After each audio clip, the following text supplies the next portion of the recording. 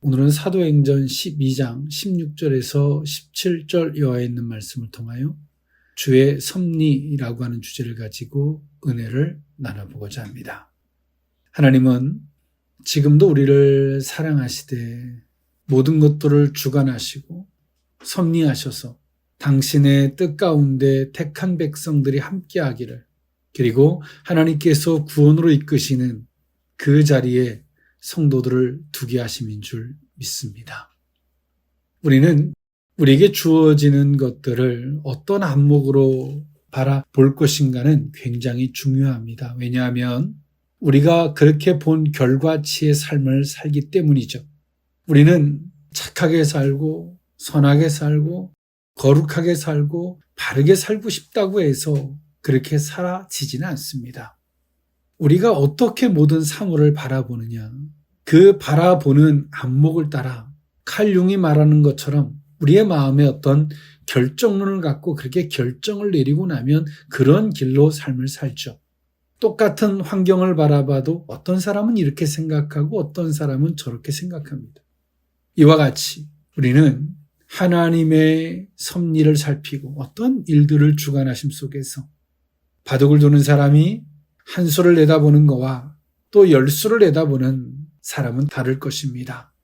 이와 같이 하나님의 섭리 안에서 모든 사물을 바라보고, 그리고 그 섭리 안에서 하나님의 의도와 저 의를 깨닫고 나면 우리는 우리에게 일어나는 현실적인, 때론 좁은 단면적인 이 부분을 우리가 그것이 전부 다라고 하는 좁은 식견으로 받지 않습니다.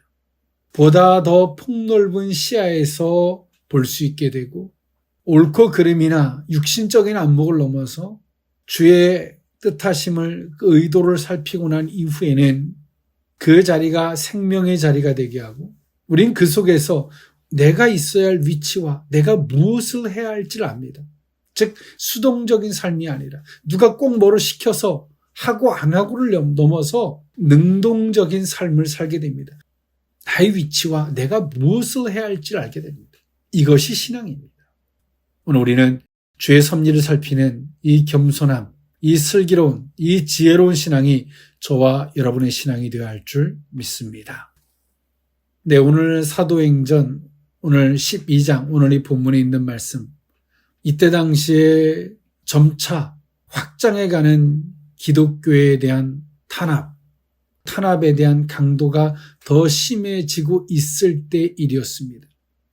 사도행전 12장 1절에 보면 그때 헤롯 왕이 손을 들어 교회 중에서 몇 사람을 해하려 하여라고 성경은 말하고 있습니다. 여기서 그때에는 안디옥 교회가 은혜 중에 성장하고 있는 한때를 말하고 있습니다. 그러나 이때 예루살렘 교회는 또 한 번 심한 박해를 당하게 되었습니다. 이 박해는 누가 했냐면 헤롯 왕이 했는데요. 유대인들의 환심을 사려고 기독교인들을 박해했던 헤롯 아그리빠 1세를 말하고 있습니다. 갈리굴라에 의해서 왕의 칭호를 받고 글라우디오 황제 때에 유대와 사마리아 전역을 통치하게 됐던 헤롯 왕을 말하고 있는 것입니다. 예루살렘 교회는 스데반 집사님의 순교 이후에 많은 이들이 예루살렘을 떠나서 각지로 흩어졌습니다. 이때 당시의 초대교회는 온통 모든 것이 예루살렘 교회에 그 중점을 두고 오직 거기에만 집중하고 있었어요. 그러나 하나님의 의도는 세계 열방으로 복음이 뻗어가는 것이었습니다. 그러나 이들은 아직까지는 그 뜻을 헤아리려고도 못했고 헤아리려고 하지도 않았습니다. 그러나 스데반 집사님의 순교 이후로 강제적으로 흩어지는 계기가 되었죠. 그리고 그렇게 흩어졌던 이들로 말미암아 그 복음의 씨앗이 심겨졌고, 그렇게 안디옥 교회가 세워지고 성장하고 있을 때, 복음이 외부적으로 확장되고 있었을 때 두 번째 예루살렘 교회에 엄청난 시련과 고통이 다가옵니다. 그것은 사도 요한의 형제인 야고보를 죽는, 즉 사도로서의 최초의 순교자가 발생하는 일이 벌어지게 되었습니다. 이것은 예루살렘 교회가 겪는 큰 충격이었습니다. 그리고 이 아그리빠 1세는 이 헤롯 왕은 온갖 무자비한 방법으로 기독교를 탄압했습니다. 이것은 정치적으로 잃은 지지를 유대인들의 이 선민적인 율법주의를 부추겨서 회복하려고 하는 그의 개교의 결과였습니다. 그러나 야고보의 처형을 넘어서 베드로까지 처형하려고 하는 음모는 실패로 돌아갔습니다. 베드로는 주의 도우심을 받아서 감옥에서 탈출하게 됐는데 하나님의 일을 막으려는 이러한 시도는 처음에는 성공한 것처럼 보이나 결국에는 실패하고 말죠. 잔혹한 탄압 속에서도 베드로 사도는 더욱 힘차게 복음을 전하게 됐고 초대교회는 더욱 단결하고 기도에 힘쓰는 또 하나님께서 외부 확장적인 부분으로 확장해가는 계기가 되었습니다. 그리고 오늘 이 본문에 있는 사건은 베드로가 감옥에 갇혔다가 주의 도우심으로 인하여 탈출하게 되는 사건이 오늘 이 본문에 있는 말씀이에요. 우리는 당면적인 이 현실의 사건들 앞에서 현실에 초점을 맞춰서 이렇게 해달라 저렇게 해달라라고 기도를 하지만 때론 그 기도가 하나님의 뜻의 의도에는 얼마나 부합되지 못하고 있는지를 우리는 엿볼 수 있죠. 오늘 이 본문에 있는 사건은 주의 섭리를 잘 드러낸다라고 할 수 있습니다. 오늘 이 본문에 있는 말씀을 통하여 주의 섭리라는 관점에서 오늘 세 가지로 나누어 그 은혜를 나눠보고자 합니다. 첫 번째로는 기도하고 있더라입니다. 사도행전 12장 11절에서 12절에 있는 말씀인데요. 이에 베드로가 정신이 들어 이르되 내가 이제야 참으로 주께서 그의 천사를 보내어 나를 헤롯의 손과 유대 백성의 모든 기대에서 벗어나게 하신 줄 알겠노라 하여 깨닫고 마가라 하는 요한의 어머니 마리아의 집에 가니 여러 사람이 거기에 모여 기도하고 있더라. 아멘. 이때 당시에 이 헤롯은 야고보의 순교를 넘어서 베드로까지 죽이려고 했습니다. 이들의 기도는 주의 뜻을 살필 수 있는 겨를도 없었고 그 뜻을 살피려고 하는 지혜도 부족했습니다. 사도행전 1장에 예수님께서 승천하시면서 지상명령 땅끝까지 복음을 전파라고 하는 주의 메시지가 있었지만 그 메시지를 기준으로 모든 것들을 바라보려고 하지 못했습니다. 오직 예루살렘 교회에서 똘똘 뭉쳐서 우리끼리 잘 지탱하고 이겨내보자. 처음에 박해는 스데반 집사님의 순교였지만 그 순간을 모면하고 나서 오늘 이들은 한숨 돌렸네. 주여 평안케 해주셔서 감사합니다. 그 순교 때 흩어진 많은 사람들이 복음의 씨앗을 뻗어갔습니다. 하나님이 강제적으로 주의 섭리, 그 계획을 따라 일하시는 거죠. 주의 섭리와 그 의도를 살피려고 하지 않으면 주님은 강제적으로 당신의 뜻을 이루어 가십니다. 때론 그 강제적 방식은 성도들에게 있어서 고통일 수밖에 없고 환난일 수밖에 없고 그 환난을 받아들임 속에서 당면한 현실, 즉 헤롯 왕의 횡포, 유대인들의 어리석음, 그 속에서 희생되어지는 크리스찬들, 그 속에서 옳고 그름으로 바라보면 그 늪은 더 이상 성도들이 영적으로 헤어나올 수 없는, 헤어나오려고 하면 할수록 깊이 빠져들 수밖에 없는 늪이 되고 맙니다.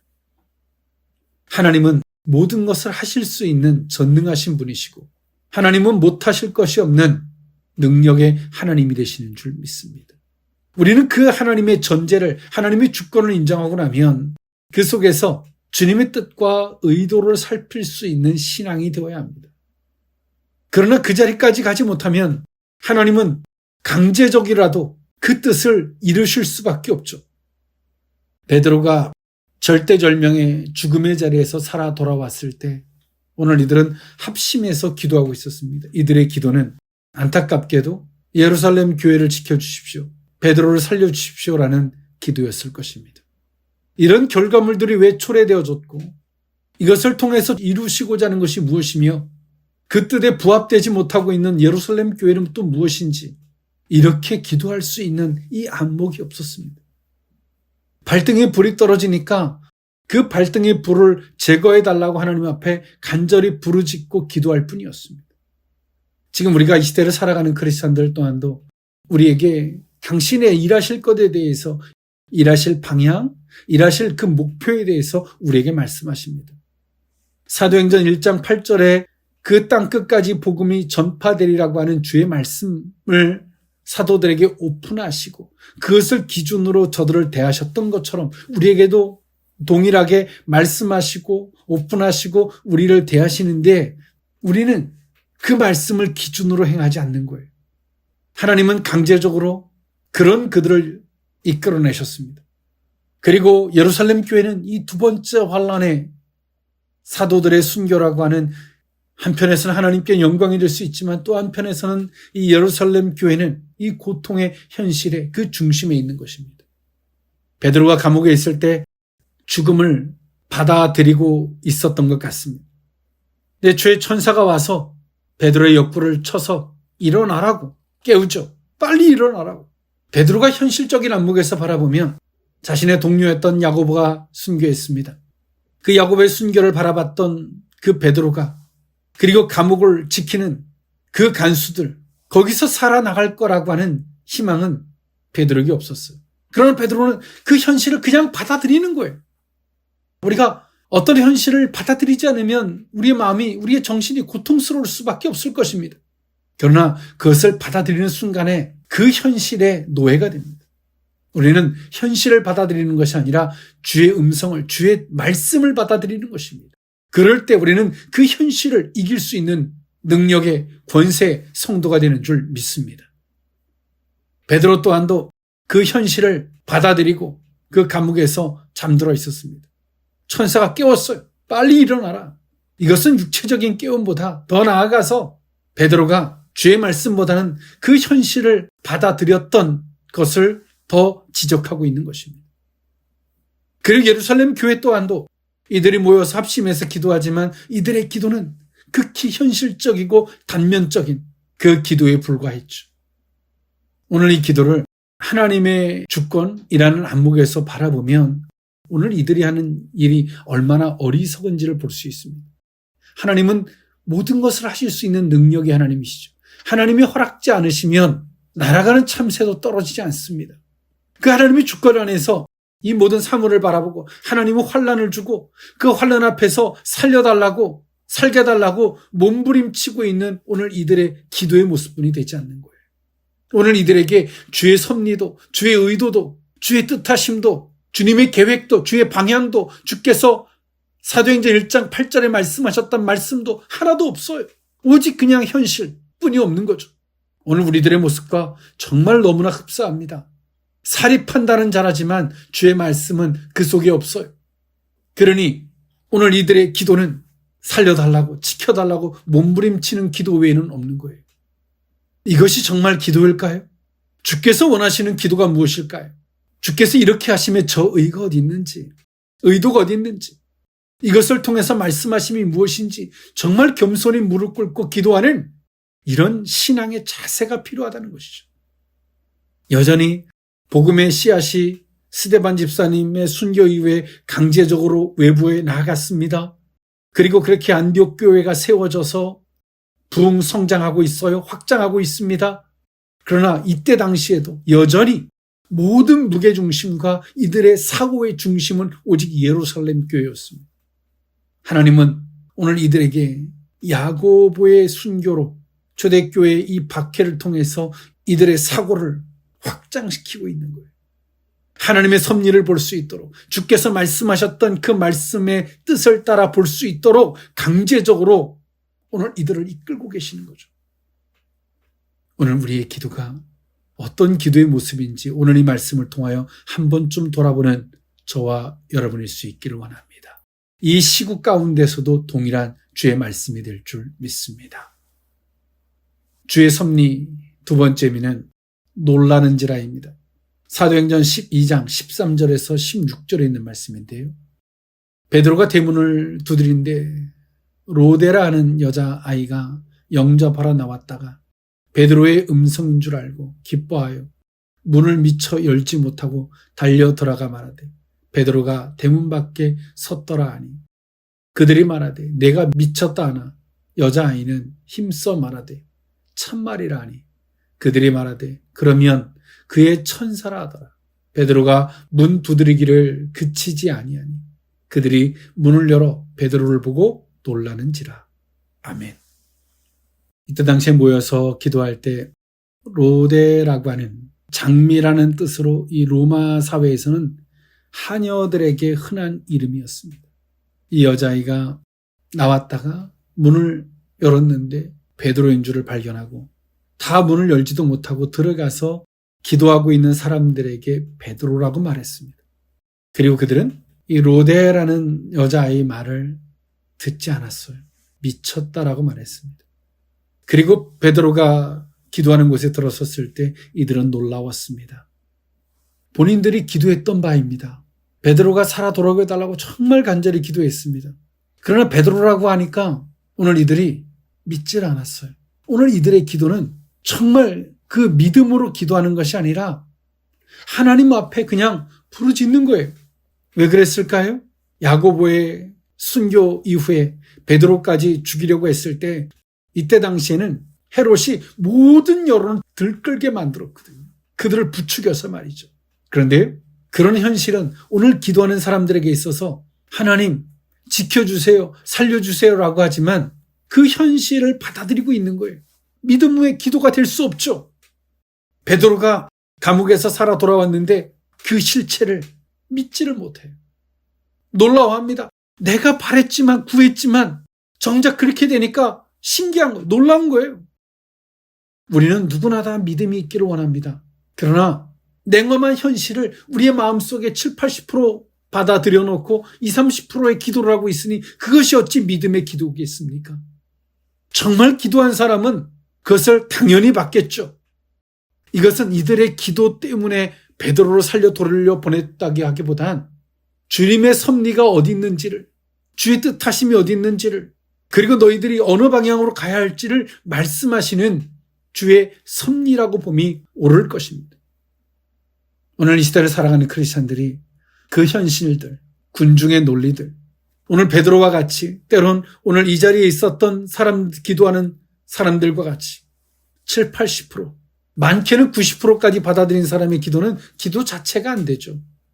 7, 80%의 그 현실을 받아들이고 난 그들의 기도는 구체적으로 기도한다고 그 현실을 들먹이면서 이렇고 저렇고 하고 있는 거예요. 오늘 이 초대교회 베드로를 돌려보내면서 너희들의 복음이 방향이 어떻게 되어야 하고 주의 뜻하심이 무엇이고 어떤 길로 행해야 할지 이것을 전혀 생각하지 못한 채 놀라워하고 하나님 기도한 것에 응답해 주셔서 감사합니다. 그것으로 끝이라면 하나님의 주권도 하나님의 섭리도 주의 일하심도 아무것도 없는 거예요. 정말 어리석은 것이죠. 이것이 무슨 신앙이겠습니까? 이것이 무슨 믿음이겠습니까? 오늘 우리는 이 말씀을 통하여 주의 음성을 들을 수 있어야 합니다. 이 말씀은 어려운 것이 아닙니다. 성도라면 당연히 하나님의 주권, 하나님의 능력을 전지적으로 인정하고 난다면 이것은 당연히 그 뜻을 살필 수 있는 계기가 될 것입니다. 놀라는 것이 아니라 감사하고 감사한 걸 넘어서 이것을 통해서 말씀하심이 무엇이었는지 우리의 방향을 수정하고 우리의 계획을 수정하고 우리의 생각과 뜻을 수정하고 바꾸고 가는 거예요. 오늘 우리의 신앙이 정말 하나님께서 우리에게 은혜를 베풀고 긍휼을 베풀고 때로 우리의 기도에 하나님이 응답하시는 것처럼 보이지만 정말 그 속에 당신의 말씀하시는 당신의 저 의가 어디 있는 것인지를 깊이 되새겨 볼 수 있는 저와 여러분일 수 있기를 원합니다. 주의 섭리 마지막 세 번째 의미는 주께서 자기를 이끌어입니다. 사도행전 12장 17절에 있는 말씀인데요. 베드로가 그들에게 손짓하여 조용하게 하고 주께서 자기를 이끌어 옥에서 나오게 하던 일을 말하고 또 야고보와 형제들에게 이 말을 전하라 하고 떠나 다른 곳으로 가니라. 아멘. 오늘 베드로는 그들이 놀라우면서 기뻐도 하고 감격스러워하면서 흥분했던 것 같습니다. 그런 그들에게 베드로는 조용히 시켰습니다. 이거는 환경적인 부분도 있지만 또 한편에서는 주의 섭리를 그 의도를 아는 사람은 그 자체로서 기뻐하고 흥분하지 않습니다. 오늘 베드로는 자신에게 하나님께서 이끄셨던 그 역사를, 그 저의를 다른 사도들에게, 동료들에게 이야기할 것을 주문하고, 그리고 베드로는 다른 곳으로 가죠. 오늘 베드로는 주의 뜻을, 주의 섭리를 알았을 것입니다. 베드로가 주의 뜻과 섭리를 몰랐다면 살려주셔서 감사합니다 라고 어디 가서 숨었겠죠. 이들하고 숨어서 나 좀 지켜줘 있을 겁니다. 그러나 주의 섭리와 의도를 알았던 베드로, 그의 발걸음은 어느 곳을 향했을까요? 주의 의도하심, 섭리하심, 계획하심에 그 발걸음을 베드로는 둡니다. 이것이 신앙입니다. 헤롯 아그리파 1세가 박해할 때 그 자체, 그와 싸우는 게 아니죠. 교회는 뜻을 살피고 뜻하심을 따라 나아갈 뿐입니다. 그리고 헤롯은 하나님 앞에 진노를 사서 죽게 됩니다. 이 두로와 시돈 사람들에 대한 이 헤롯은 개인적인 감정은 굉장히 좋지 않았던 것 같습니다. 그러나 그들은 헤롯의 왕국에서 나오는 곡식을 수입해서 살았기 때문에 헤롯의 환심을 얻으려고 무척이나 노력했습니다. 비굴하리만큼 그에 가서 빌고 아첨을 해댔죠. 그런데 어느 날 이 왕위에 앉은 헤롯을 보고 두로와 시돈 사람들이 그를 막 부추겼습니다. 당신은 신이라고. 이게 신이 아니고서는 어떻게 이럴 수가 있겠냐고 막 부추깁니다. 이들의 당치 않는 이 아첨을 헤롯이 받아들였어요. 그리고 그는 하나님의 진노를 사서 죽었습니다. 초대교회가 아그리파 1세 그 헤롯과 싸우고 멸하려고 노력한 것이 아니죠. 주의 뜻을 살피고 하나님이 일해 가시는 그 방향을 따라 수정을 하고 나니 더 이상 박해가 필요 없죠. 하나님은 그 채찍을 스스로 제거하셨습니다. 하나님은 악한 자를 악한 날에 사용하십니다. 그러나 주의 백성들이 하나님의 뜻하심과 선한 방향으로 갈 때 하나님이 그들을 제거하셨어요. 그렇게 일하시는 분이 우리가 믿는 하나님이십니다. 하나님은 지금도 일하고 계십니다. 역사하고 계시죠. 그러나 오늘 우리가 어느 자리에 있는지, 우리가 기도하는 기도가 무엇인지, 우리가 기도하면서도 세상의 논리, 이치와 잣대를 7, 80% 받아들여 놓고 그냥 기도는 하고 있지 않은지, 그래서 하나님의 역사하심 속에서 또 놀라워하고 감사하고 그것을 계속 반복하거나 있지 않은지, 주의 의도와 섭리하심이 무엇인지조차 헤아리려고 하는 모습으로 살고 있지 않은지, 주의 인도하심과 뜻하심을 깨달은 사람은 흥분하거나 들뛰거나 놀라워하거나 신기하거나 흥분하지 않습니다. 오직 하나님의 뜻하심을 따라 그 발걸음을 그 가운데 둘 뿐인 줄 믿습니다. 오늘 이 시대를 살아가는 크리스찬들에게 정말 필요한 것은 주의 섭리 안에서 바라보는 것입니다. 그리고 그 섭리 안에서 우리가 있어야 할 위치와 우리가 행해야 할 바를 아는 것입니다. 이것이 성도입니다. 오늘 그 가운데 설 수 있는, 하나님과 연합되는 자리에 설 수 있는, 하나님께서 역사하시고자 하는 일하신 가운데 설 수 있는 저와 여러분일 수 있기를 원합니다. 기도하겠습니다. 사랑의 하나님, 주님의 섭리는 지금도 일하고 계시며 역사하고 계시고 주께서 말씀하셨던 것을 깃들로 동일하게 일하고 계심인 줄 믿습니다. 우리의 기도가 어리석지 않기를 원합니다. 주의 뜻과 섭리를 살필 수 있는 기도가 되게 하옵시고, 세상의 이치를 받아들이고 20, 30%의 그냥 해보는 기도가 아닌 주의 말씀을 기준으로 기도하는 믿음의 기도, 선포의 기도가 있기를 원합니다. 주께서 베푸시는 은혜 가운데 감사합니다로만 끝이 아니라 주의 의도하심, 저 의를 살피고 우리의 발걸음이 주의 뜻하신 곳을 향하여 방향을 수정하고 생각을 수정하고 마음을 수정할 수 있는 기회와 계기로 삼는 성숙한 성도들의 모습으로 삼아 주옵소서. 축복하옵고 예수님의 이름으로 기도하옵나이다. 아멘.